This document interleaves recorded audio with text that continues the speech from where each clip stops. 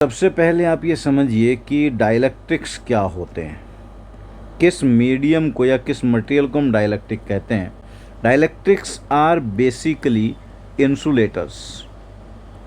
These are basically insulators मतलब non conductors होते हैं जिनकी कंडक्टिविटी बहुत कम होती है।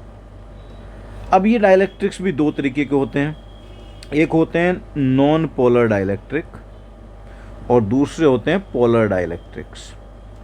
अब ये पोलर और नॉन पोलर क्या है, आप जानते हैं कि किसी भी एटम में सेंट्रली न्यूक्लियस होता है, न्यूक्लियस में प्रोटॉन होते हैं और न्यूट्रॉन न्यूट्रल होते हैं और बाहर इलेक्ट्रॉन घूमते रहते हैं। तो जैसे आपने मैकेनिक्स में पढ़ा कि जहाँ कुछ चीज़ें सॉल्व करने के लिए हम सिस्टम के सारे मास को रख सकते हैं उसे हम सेंटर ऑफ मास कहते हैं, वैसे ही यहाँ पर एक पॉइंट आता है centre of charge. Proton nucleus के अंदर फैले हुए हैं, जिस एक पॉइंट पर सारे प्रोटॉन को उठाकर रख सकते हो वो कहलाएगा सेंटर ऑफ पॉजिटिव चार्ज, और जिस एक पॉइंट पर सारे इलेक्ट्रॉन्स को रख सकते हो कहलाएगा सेंटर ऑफ नेगेटिव चार्ज। अब क्या होगा, ये अगर कोई एटम है और प्रोटॉन और इलेक्ट्रॉन का डिस्ट्रीब्यूशन ऐसा है कि सारा नेगेटिव चार्ज हम यहाँ किसी पॉइंट पर रख सकते हैं इलेक्ट्रॉन्स का, सारा पॉजिटिव चार्ज यहाँ रख सकते हैं, तो इस एटम के अंदर दो पोल बन गए और ये एटम अपने आप में एक डाइपोल बन गया। और ऐसे एटम्स जिस मटेरियल के होंगे उसे कहा जाएगा पोलर डाइलेक्ट्रिक्स। अब जिस मटेरियल में सेंटर ऑफ पॉजिटिव चार्ज और centre of negative charge coincide कर जाएंगे, उसमें दो पोल्स नहीं बनेंगे, वो कहलाएगा नॉन पोलर डाइलेक्ट्रिक। तो होगा क्या, अगर मैं एक बड़ा एलिमेंट कंसिडर करता हूँ, ऐसा कोई मैंने पीस कंसिडर किया पोलर डाइलेक्ट्रिक का भी और नॉन पोलर का भी, तो पोलर डाइलेक्ट्रिक में हर एटम को एक एरो से रिप्रेजेंट कर सकता हूँ मैं, मतलब एक डाइपोल बन जाएगा वो। But these dipoles are randomly oriented, तो net dipole moment is zero. Non polar में कोई एरो दिखेगा ही नहीं क्योंकि किसी भी एटम का कोई डाइपोल मोमेंट नहीं है, तो इसका डाइपोल मोमेंट भी जीरो। तो स्टूडेंट्स, पोलर डाइपोल का नेट डाइपोल मोमेंट भी जीरो, नॉन पोलर का नेट डाइपोल मोमेंट भी जीरो।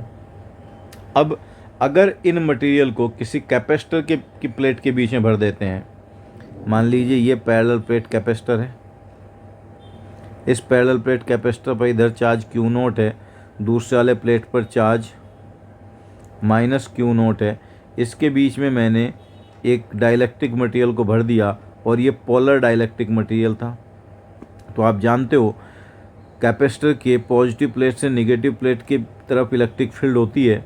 इस इलेक्ट्रिक फील्ड को अगर मैं E0 मान लेता हूँ तो E0 की वैल्यू होगी Q0 upon epsilon not A। अब ये इलेक्ट्रिक फील्ड क्या करेगा, अगर वो नॉन पोलर डाइलेक्ट्रिक था तो उसके पॉजिटिव चार्ज पर राइट की तरफ फोर्स लगाएगा, नेगेटिव पर लेफ्ट की तरफ, तो नेगेटिव और पॉजिटिव चार्ज को सेपरेट कर देगा। तो हर मॉलिक्यूल एक डाइपोल के जैसा बिहेव करने लगेगा और हम इफेक्टिवली ये कह सकते हैं कि इसके लेफ्ट एंड पर नेगेटिव चार्ज इंड्यूस हो जाएगा और राइट एंड पर पॉजिटिव चार्ज इंड्यूस हो जाएगा।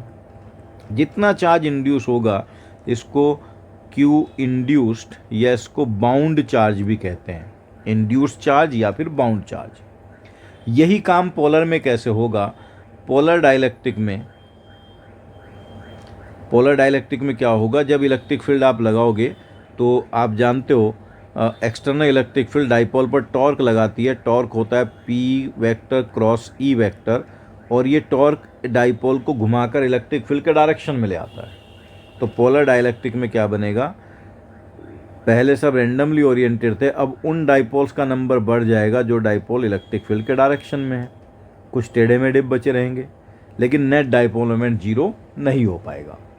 और इसमें भी सबका निगेटिव एंड लेफ्ट में है, पॉजिटिव एंड राइट में है, तो हम कह सकते हैं लेफ्ट एंड निगेटिवली पोलराइज हो गया, राइट एंड पॉजिटिवली पोलराइज हो गया, तो दो पोल बन गए और इसका भी नेट डाइपोल मोमेंट क्रिएट हो गया।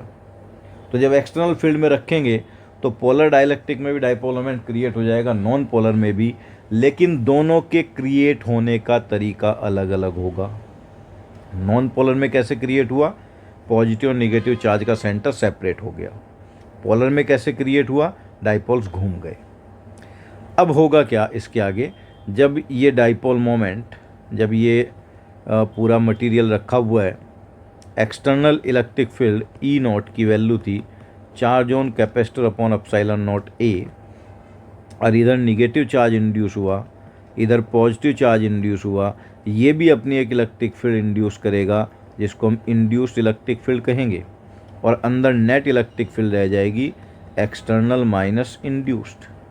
और आप जानते हो कि अगर डाइलेक्ट्रिक कांस्टेंट k है तो नेट इलेक्ट्रिक फील्ड एक्सटर्नल का 1/k टाइम्स हो जाती है। तो यहाँ से आप कह सकते हो कि सर इंड्यूस्ड चार्ज की इलेक्ट्रिक फील्ड होगी external electric field into 1 minus 1/k। ई नोट को आप इधर ले आए। अब इंड्यूस्ड चार्ज की वैल्यू अगर मैं QI मान लेता हूँ, इधर प्लस QI हो गया, तो इंड्यूस्ड चार्ज की जो इलेक्ट्रिक फील्ड होगी ई इंड्यूस्ड, वो होगी induced charge upon epsilon naught ए। अब ई नॉट और ई इंड्यूस्ड की वैल्यू अगर मैं पुट कर देता हूँ, सो आई कैन कैलकुलेट कि कितना चार्ज इंड्यूस हुआ होगा। Induced charge upon epsilon naught A equals to charge on capacitor plate upon epsilon naught A into 1 minus 1/k। तो यहाँ से इंड्यूस्ड चार्ज की वैल्यू आ जाएगी charge on capacitor plate into 1 minus 1/k। So student, this process is called dielectric polarization. और आप जानते हो अगर ये कंडक्टर रहा होता तो कंडक्टर के अंदर नेट इलेक्ट्रिक फील्ड जीरो होनी होती है, क्योंकि कंडक्टर का जो डाइलेक्ट्रिक कांस्टेंट होता है वो इन्फिनिटी होता है।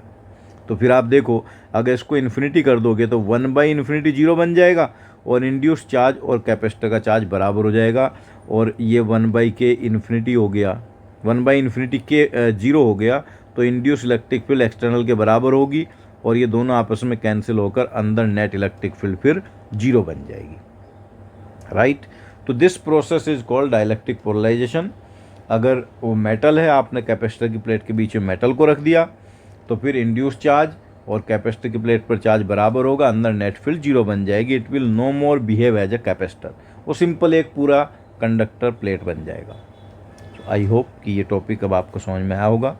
इससे कैपेसिटेंस पर क्या फ़र्क पड़ता है, पोटेंशियल पर क्या फ़र्क पड़ता है, अलग अलग डाइलेक्ट्रिक भर जाए तो कैपेसिटेंस कैसे सॉल्व करते हैं, वो हम नेक्स्ट वीडियो में डिस्कस करेंगे। इसमें आपको कोई डाउट रह गया हो तो आप कमेंट सेक्शन में बताइएगा। Thank you.